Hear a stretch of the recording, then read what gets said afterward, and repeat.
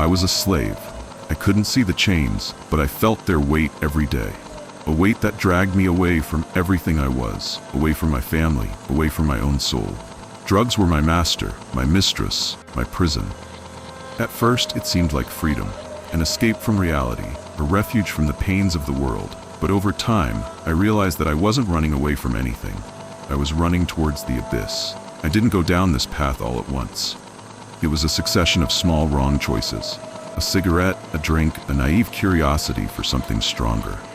When I realized it, I no longer had control. My body asked, my mind obeyed. The man who once dreamed, loved, and had hope was fading away, becoming just a shadow of himself. The worst part of addiction isn't just what it does to you, it's what it does to those who love you. My parents cried, but I didn't see it. My friends would walk away, but I didn't care. I stole from those who gave me everything. I lied to those who trusted me. I made promises I never kept. I said I would change, that I would stop. But the next day there I was, looking for more of what was destroying me. There comes a time in an addict's life when the only certainty is destruction. I knew I was going down the drain, but I couldn't stop. Every attempt to kick the habit ended in relapse. Every promise of a new beginning was shattered by the desperation of withdrawal. The world looked at me like a lost cause, and I also thought there was no way out. But God saw something different. I wasn't expecting a miracle. I didn't even believe He cared about me. But in one of the darkest moments of my life, when despair had already taken over me, He spoke. It wasn't an audible voice. It wasn't a spectacular supernatural experience. It was silence.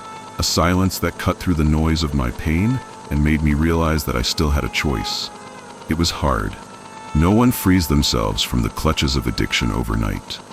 It was a war. A battle against my own body, against my desires, against the voices that told me I couldn't do it. But with each fall, I got up. With each pain, God strengthened me. And day after day, I realized that what I thought was impossible was happening before my eyes. The recovery was not just physical, it was spiritual. Because the real problem was never the drug. The problem was the emptiness that led me to it. The hole in my soul that I tried to fill with something that only destroyed me more. I didn't need a substance. I needed God. Today I am free. Not because I am strong, but because I found true strength in Christ. He freed me. He restored me. He gave me a new life when I thought everything was lost. And I know that He can do the same for you.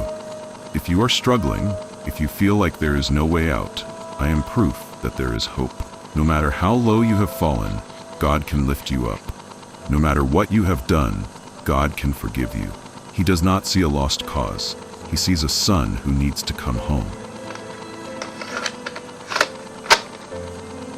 And if this story touched your heart, if you believe that more people need to hear about the transforming power of God, subscribe to the channel.